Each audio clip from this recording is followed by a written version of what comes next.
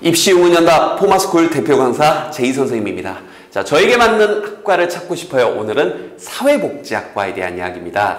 우리나라 연령층이 급속하게 고령화가 진행이 되면서 관심이 또 더욱더 올라가고 있는 학과인데요. 일단 적성과 흥미는 당연히 기본적으로 타인에 대한 관심과 애정이 있어야 되고요. 여러 사람을 돕는 일, 즉 봉사활동을 하면서 이렇게 좋아하는 친구들, 특히 이 봉사활동을 꾸준히 좀 해왔던 친구들에게는 좀 메리트가 있지 않을까. 자, 요약하자면 사람에 대한 관심이 많고 특히 나와 다름을 받아들일 수 있는 친구들, 그리고 봉사활동을 하면서 이 사회적 약자들에 대한 관심과 애정이 막 저 밑에서부터 샘솟은 그런 친구들이요.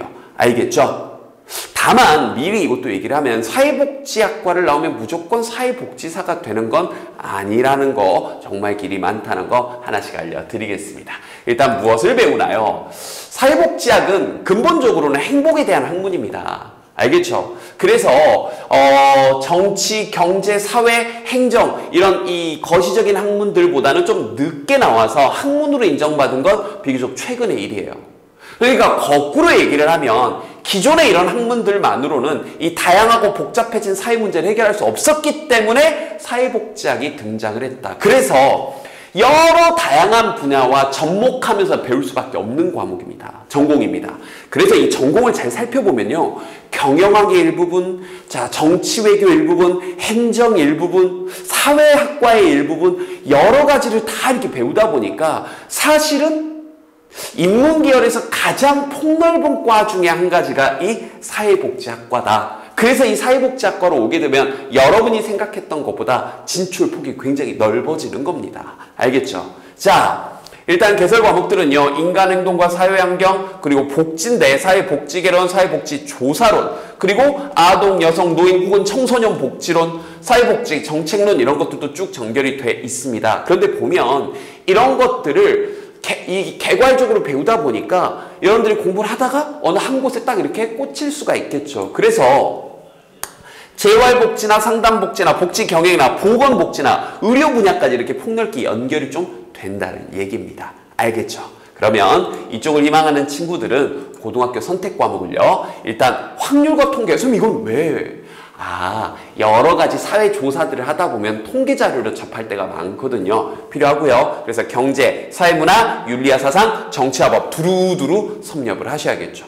자, 진로 선택 과목은요. 사회문제 탐구 과목이 제일 중요할 텐데 고전과 윤리, 그리고 생활과 과학, 공중보건과 경제수학까지 얘기했던 것처럼 두루두루 이렇게 보면 참 여러 가지가 섞여 있는 거. 그래서 고등학교 때 이것저것 배우는 걸 요구하는 그런 학문이다 생각할 수 있겠네요.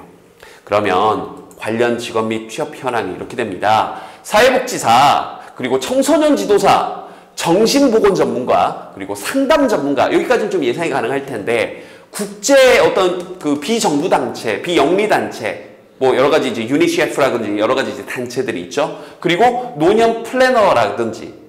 그래서 혹은 이 정부 쪽 일을 하게 되면서 그렇죠. 정책 관련된 계획을 세운다든지 아니면 사회 여러 가지 조사 연구원이 된다든지 이런 쪽 일들로 계속해서 연동해서 갈 수가 있습니다. 기업에서도 사회복지학과 친구들을 또 선호하는 부분들이 있고요. 필요한 파트들이. 자, 그럼 이제 질문이 이런 겁니다. 그럼 무조건 사회복지사가 되는 건가요? 나와서 아까 얘기했었죠. 이렇게 생각하시면 돼요. 경영학과 졸업하면 모두가 CEO 되고 정치외교학과 졸업하면 모두가 정치인이 되는 게 아니잖아요. 마찬가지라고요. 사회복지학과 나온다고 해서 무조건 사회복지사가 되는 건 아니고요.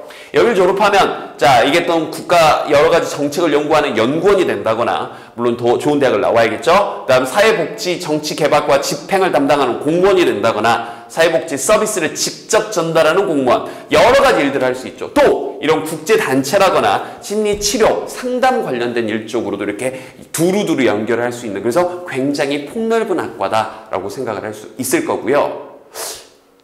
가장 많이 받는 질문은 바로 이겁니다.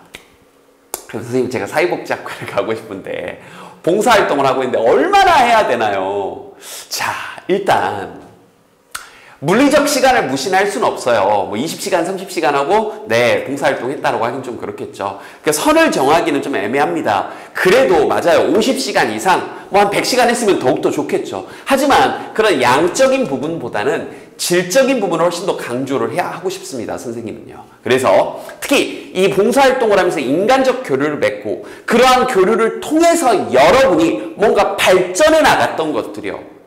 그래서 여러분들이 어떤 봉사활동을 했는데 뭘 느꼈어요. 그럼 그걸 여러분들이 학교에서 그렇죠. 뭐 책을 읽는다거나 학교에서 어떤 활동들로 연결을 한다거나 이렇게 뭔가 스토리텔링이 연결이 되는 봉사활동이 훨씬 더 중요하다더라. 하다못해 학교에서 여러분들 교내 봉사활동을 하는 것도요. 꼭 외부 봉사활동만 생각하지 마세요. 교내 봉사활동도 꾸준히 하면서 그 안에서 여러분이 의미 있는 행위를 하고 그를 통해 배우고 그를 통해 연결이 되는 다른 독서를 한다거나 어떤 과목에서 뭔가를 발표를 한다거나 하는 것들로 연결이 된다면 충분히 의미 있는 봉사활동이 될 수 있을 것 같습니다. 자, 이 문과 계열에서 가장 폭넓은 학과 중에 하나인 사회복지학과 여러분들이 학습을 하는데 이해하는데 조금이나마 도움되었기를 바랍니다.